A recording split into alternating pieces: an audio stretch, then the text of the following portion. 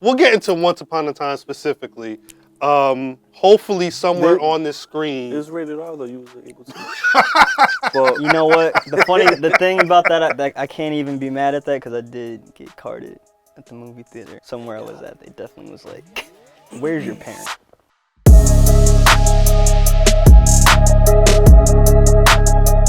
Recently, Tarantino dropped his 9th film, Once Upon a Time in Hollywood. So you know what the obvious conversation is. Where the fuck is it at? You know, we ranking these films today. Whoa, spoiler alert. We'll get into that in a sec. Deputy editor of Pop Culture. I'm Cal. This is the summer man. Homie Angel Diaz. What's good? Professional Tarantino hater. This I love Tarantino except for when he's racist. Facts. Yeah. What? So you really don't like him? Though? I think his only on the fence. The one moment that always really gave me pause, and not pause, just like this doesn't need to be here, is Dead Storage. Dead Storage. I remember I must have been like 16. I watched Pulp Fiction. I was like, the fuck. So we're here to rank the Tarantino's 9 films. Facts. Right? Because he counts Kill Bill as one. On some nerd shit, have you ever sat through both once before? At least 20 times. Yeah. I usually, if I have the time on a Saturday and I start watching Volume 1, I immediately go to Volume 2. Hefty. So let's get into number 9 on our list. There is no other number 9. I feel like there could be, but I was a little outvoted. But it's just complicated because the Hateful Eight grew on me. Hateful Eight, a lot fucking happened once they get into the haberdashery. I like that word. The haberdashery's I have not seen Hateful Eight a second time yet. Really? No. You might fuck with it. I really didn't like it that much. I like westerns though, so you know what I mean? Like, I'm into that shit. But what was it, just too talky? Like, what no, was... I mean, you go to see Tarantino for talky. Like, there's a lot of talking. It just felt like as fuck. punishingly long. I think it might be his ugliest film. It's the winter in a fucking shack with a bunch of racists. Yeah, eating like chili. No, just morally and shit. No, I'm saying though, like, yeah, because it's 8 pieces of shit. I didn't find much to enjoy within it. Like, I laughed when the Channing Tatum came in. It was kind of brutal. Hateful Eight, which is too long. That's a long ass film. That's why we have it number 9, because it's too long and too talky. When I saw Hateful Eight, I felt like this wasn't like worth the wait completely to me.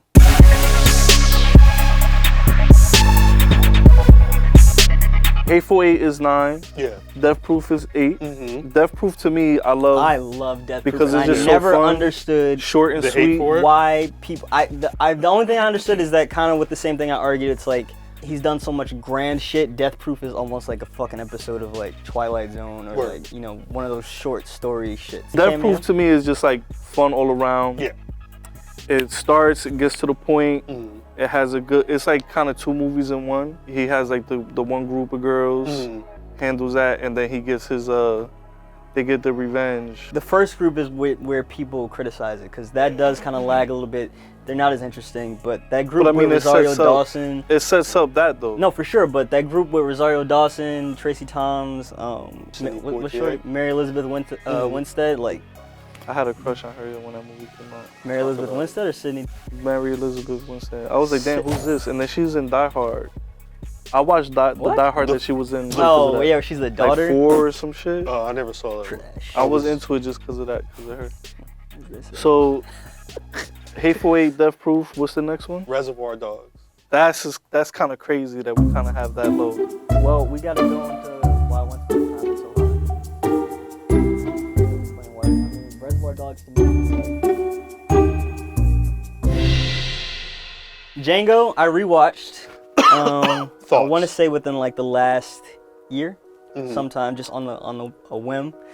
The pacing is not that great. I think it really drags between the setup and getting to the Leo's plantation. There's a lot. And it just doesn't flow. It's like a movie full of good moments, and then like even the shootout to then when he's captured, like it's just not. It doesn't all come together that well. That low-key sounds like you're describing Once Upon a Time in Hollywood. It does. You're saying Tarantino movie drags. That's interesting. If Reservoir Dogs is 7 and Django is 6, Fraser, break down why Once Upon a Time in Hollywood is better than both of those.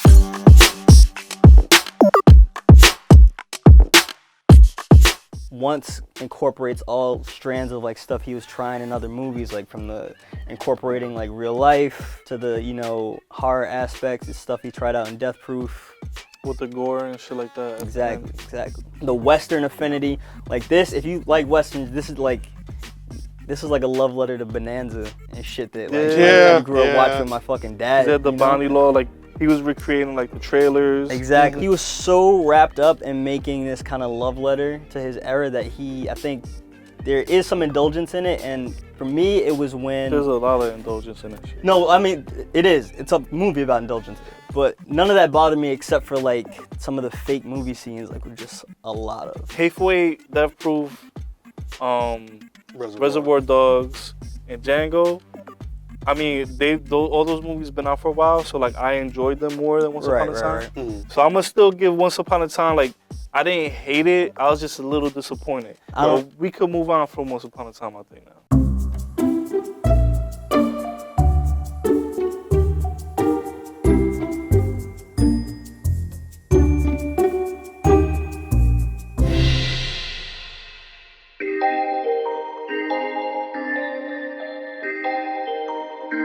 What's number 4? Inglorious Bastards. This was a movie that I hated it when I first saw it, dog. Yeah. When I first saw it, I was like, I don't get it. I hated it, and I don't love it now, but it grew on, it grew on me. Like the more I watched it, the more I was like, fuck it, you know what I mean? Like they're talking German, and I have to read subtitles, and I'm like, I'm high right now. I hate that shit. Like it's fine because like they just start talking German out of nowhere sometimes. I'm like, the fuck? That was one where though a lot of people were immediately calling it great or like top 3, and I was like, yo, it's like movie? Once Upon a Time people was doing it. I've only seen 1 or 2 people rank it. Bro, the critics were going crazy. Critics are going crazy on Twitter. Bro, they had when they showed it at Cannes, they had like the fucking standing ovation. 7 minutes. I heard that's what they do at Cannes. 7 minutes is a lot. A lot of people were high on it, and it took me out. But I did go back and rewatch it in the crib back when we were still doing home Netflix DVDs. You think it's better than Once Upon a Time? I liked Once faster than I liked Inglorious. I have to rewatch Inglorious to see how I feel about it now, but I did rewatch it and I got what people saw in it. Chops says it's the most underrated Tarantino film. Well, Chops says underrated because it's like it's first on a lot of That's people's what your lists. man People said. love it. Top 3's crazy. It was difficult for me. Or maybe for more people more than me. I like Kill Bill and Pulp Fiction are like 1A and 1B for me.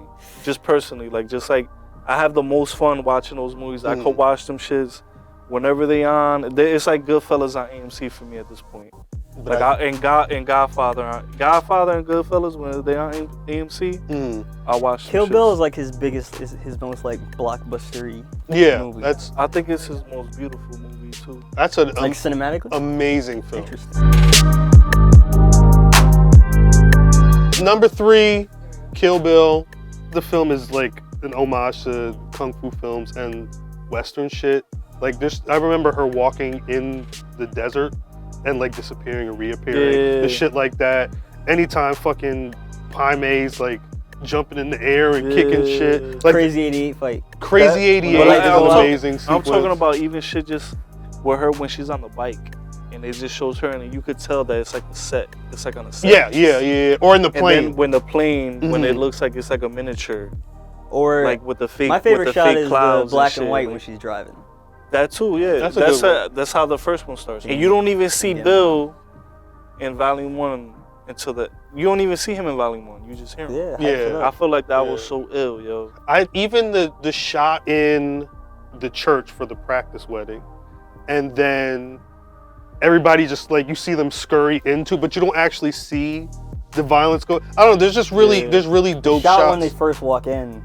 Crazy. Bro, and even the anime, the anime that they have. The anime is amazing. The anime that they have in that shit. The anime is lit in that. The fucking girl laying up under the bed. I and will the watch blood a starts Netflix coming. series just based on that anime. Facts. Kill Bill, just the writing mixed with the action and the just like.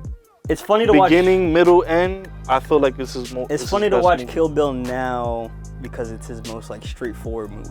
Yeah. Like now he seems to be like not trolling audiences, but like challenging. He's doing well. I think, and that's what he did with Pulp Fiction. What benefits Kill Bill, I think, is the fact that it was so straightforward. I think for people with some of these other films, especially with a Once Upon a Time, that just the first one he wasn't doing with Weinstein, and he finessed like a lit deal where I think he had more control. He's able to flex and do what the fuck he wants to do. Right. You know, I would assume that a film like Kill Bill, he's got more ears coming in. There's a reason why it was split into 2 volumes. It wasn't his decision, it was the studio.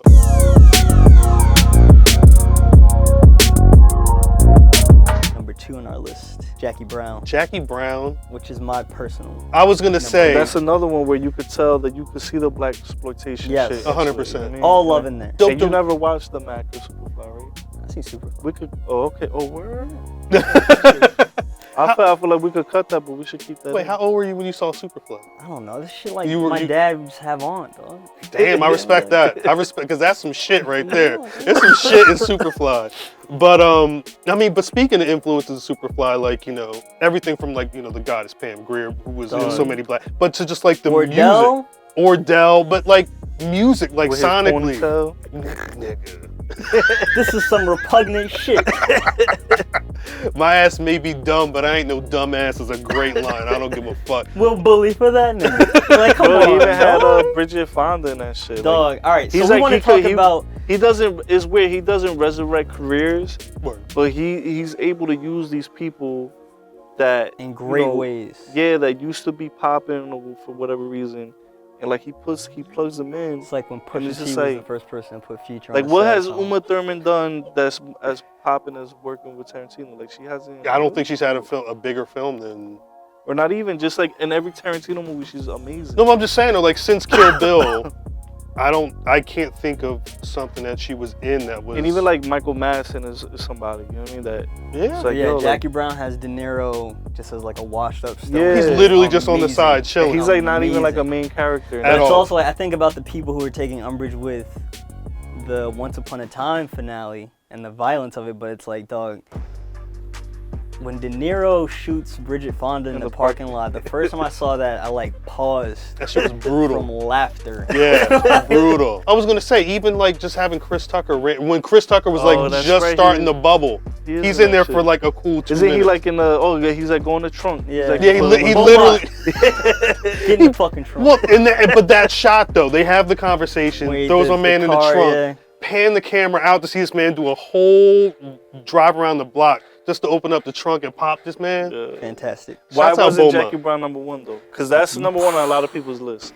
I feel like Jackie Brown and Inglorious It's are number like one. the 2. Jackie Brown's number 1 on my and now list. Once Upon a Time are like the critic darlings. I think Jackie Wait, Brown is important because it's not gimmicky in a way, and it kind of established that he could make a real film without relying on like chronological gimmicks or Word. like or stylistic just like flourishes nostalgia and and shit like that. It's just like legit a fully great engrossing noir type. I feel like the love for that film has increased Definitely. more recently. I can definitely The imagine Age is people amazing. seeing Pulp Fiction and going to that and being like a little disappointed. It felt like a step at how back. straightforward it was. Mind you, it's got this amazing fucking mall heist with all this money and all these working parts. That was like the selling point for a lot of people. But I think compared to a Pulp Fiction, which is multiple stories, all Right. these references, all this going on, it felt like a smaller departure of a film. But I think that lends to the beauty of the film ultimately.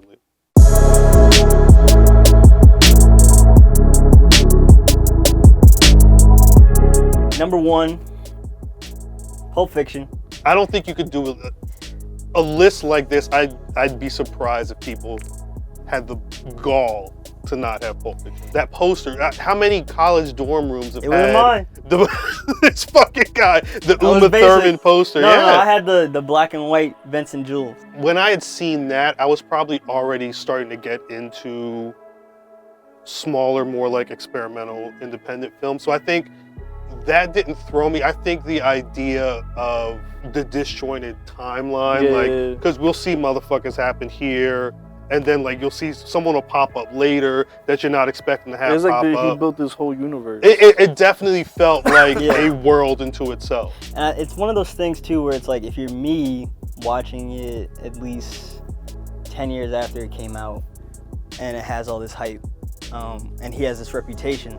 It's one of those things where like 9 out of 10 times most things don't live up to the hype that you've heard about them when you finally. But watching like the flock of seagulls scene, like I was already like, all right, I get it. Understood. Totally understood. There's so many good scenes in that shit, yo. Like when they show Marcellus with the Band-Aid. Yeah. Amazing. Like shit like that. When they're like in the bar. And, Christopher Walken talked about it, Bruce dude. Willis is there. That's the one scene where like I like it, but I like there are people who call that top 3 scenes in the movie. I don't know about top 3, but that shit was hilarious. Yeah. His ass boofing a watch to get it across overseas, like that shit is hilarious. He was boofing a watch. He boofed the watch for like how long? Just to give it to this little motherfucker.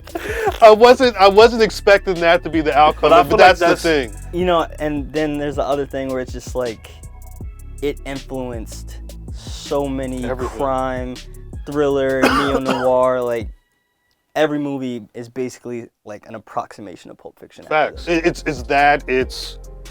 the multiple pop culture references. It's the way they talked. We talk so much about music used in shows now, Euphoria, Atlanta, all that stuff. I think a lot of, I don't want to say it's because of him, but he's had a big influence on picking like the perfect songs. And I think a lot of that, the surf rock and all that stuff. Reservoir Dogs pioneered the whole like sunny, happy song happening while some like horrific shit is going down. Like I remember like when Us came out, motherfuckers were like, I'll never listen to Good Vibrations the same again. Like Jesus, that's impressive to niggas 25 years after Reservoir Dogs. Was that the Marky Mark song? I think no. What? Or CNC Music Factory? Nah, the Beach Boys. Yeah. Oh. That's funny. Good Vibration. Oh my God. Keep that in. Keep that in. Pulp Fiction is one of those things where it's like, if you're ranking Jay-Z albums, you gotta have either Blueprint or Reservoir. That's what I'm saying. Is Pulp Fiction Blueprint or Reasonable Doubt? I think Pulp Fiction Blueprint. Yeah. Reservoir Dogs would be the Reasonable Doubt. It's one of those things where the first film was great and unique and did a lot, but Pulp Fiction is where that shit got refined. Yeah. And it's hard to knock the importance of Jackie Brown that. is the Volume 3. Really? Big underrated. If Reservoir Dogs is Reasonable Doubt, but it's crazy that we got Reasonable Doubt at like number 7. In hindsight, when you bringing up Reasonable Doubt, because Reasonable Doubt and Blueprint to me are his 2 best albums. Yeah. But it's we getting into another conversation. It makes sense in everything but ranking Tarantino. You know, shit, we could talk about this all fucking day. Did we get the ranking right? Check it out on the website. Let us know down below. Kill Bill 3, number 10. Vega Brothers, number 10. Shout out Samuel Jackson. We out. Peace.